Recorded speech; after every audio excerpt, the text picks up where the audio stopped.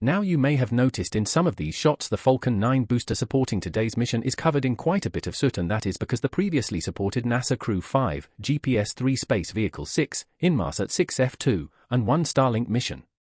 And you can see that strong back slowly reclining away from the vehicle.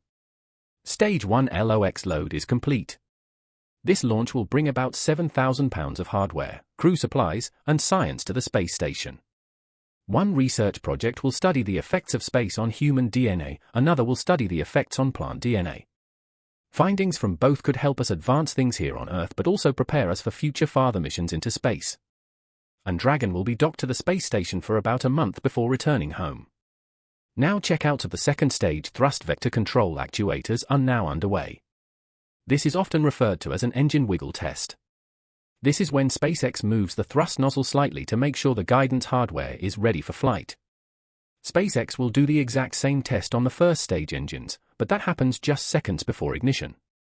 Now Dragon is also performing its final health checks to make sure all of the vehicle's primary systems are ready.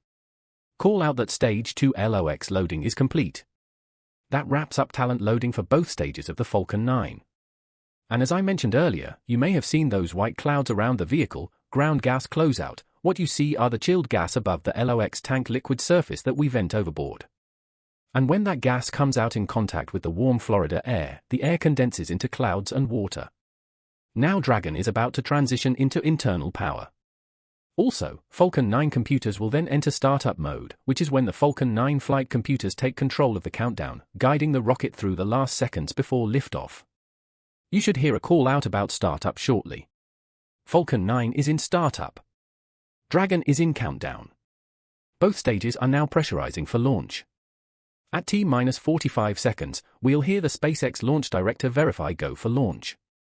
Go for launch. There you go. And at launch, the International Space Station will be flying 260 miles over the North Atlantic, south of St. John's, Newfoundland. T-30 seconds. 15 seconds. T-10. 9. 8. 7. 6. 5. 4. 3. 2. 1. Ignition. Engine full power and liftoff of CRS-28. Go Falcon, go Dragon. Liftoff of about 7,000 pounds of science, including a new pair of solar arrays. Falcon 9 has successfully lifted off from historic Launch Complex 39A in Florida, and we're now coming up on max Q in about 20 seconds from now. This is the point of maximum aerodynamic pressure that the vehicle will go through during its flight, alike traveling faster than the speed of sound. After those 9 engines shut down, the first and second stages will separate. This is also called out over the nets as stage separation. From there, the second stage will ignite its Merlin vacuum engine to boost Dragon to low Earth orbit during SES or second engine start 1. This video sequence takes about 15 seconds. Should be expecting that call out for main engine cutoff in about 40 seconds from now. Some amazing views of our Falcon 9 vehicle as it takes our Dragon spacecraft to orbit. And in just about 10 seconds we should see that main engine cutoff. MECO. Stage separation.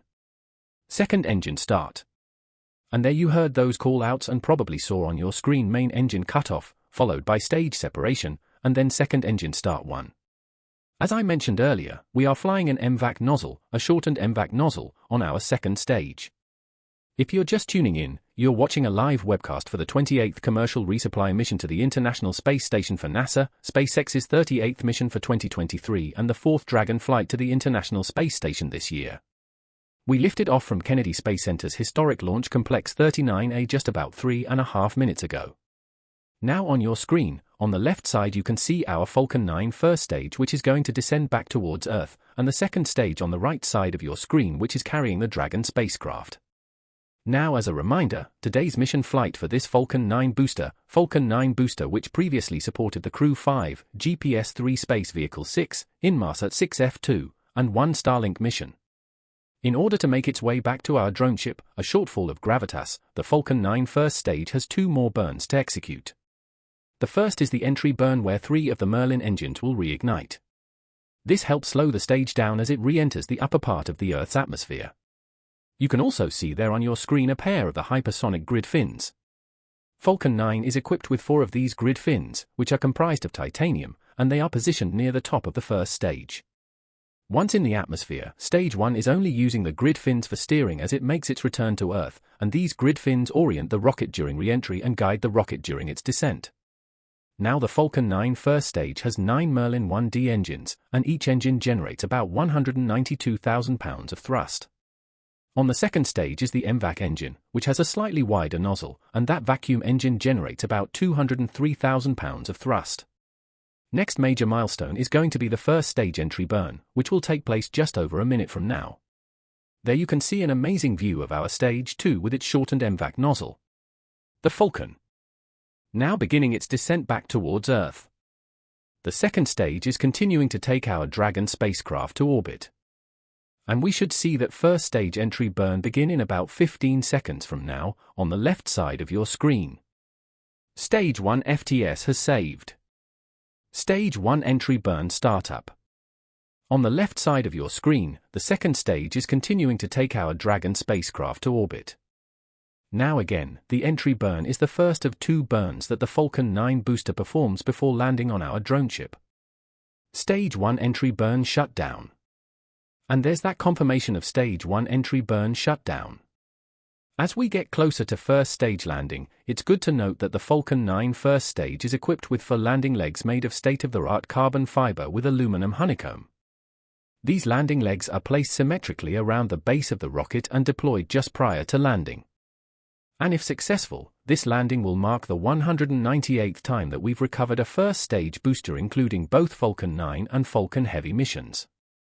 We are about 25 seconds away from that landing burn beginning. Now as the rocket descends through the Earth's atmosphere, this really puts deceleration into perspective. In the span of less than a minute, we'll have reduced from twice the speed of a jet all the way down to 0 as the rocket lands. And as Falcon lands, we may also hear a call out that the second engine will shut off around the same time. Deployment. And there you have it, the Falcon 9 first stage that supported today's mission has landed for its 5th time, having previously supported Crew 5, GPS-3 Space Vehicle 6, Inmarsat 6F2, and a Starlink mission. Today's landing also marks the 198th successful landing for an orbital-class rocket. You may have also heard confirmation of good orbit and acquisition signal to Finland. At T+9 minutes and 30 seconds into the mission, we are coming up on the last major task for Stage 2, commanding separation of Dragon a couple minutes from now. And we expect to have video of Dragon separation from the top of the second stage, which looks into the trunk. CRS-28 will be joining the Crew 6 vehicle currently on orbit. Also, we'll be back to having 2 Dragon spacecraft docked at the International Space Station. As for cargo, today we will be delivering more than 7,000 pounds of science research, crew supplies, and vehicle hardware to the orbital laboratory and its crew. To date, SpaceX has sent and brought back over 280,000 pounds of crew and cargo to and from the space station. And we should be seeing Dragon separation about a minute and a half from now. As a reminder, this is the 4th flight for this Dragon capsule, having previously supported CRS-21, CRS-23, and CRS-25 to the space station. Today's flight also marks the 20th reuse of a Dragon vehicle overall. Now Dragon has 16 Draco thrusters on board, each with the capability to deliver 90 pounds of force. There are 4 pairs of 3 thrusters spaced evenly around the capsule, as well as for forward bulkhead thrusters underneath the nose cone. Notably, today's Dragon does not have Super Draco thrusters, seats, or life support systems, as it's not carrying crew. This saves on weight and space and also allows for a faster refurbishment time. While initial designs of Dragon carried solar arrays extended outward from the trunk, the cylindrical structure located directly behind the Dragon capsule, the current Dragon has these arrays fixed directly to the trunk. And you may see at some point both a light and the dark side of the trunk, and that dark side is actually those solar panels, while the light side is a radiator to help cool the spacecraft. And speaking of solar panels, you can see on your screen right now the solar panels that we will install on the International Space Station.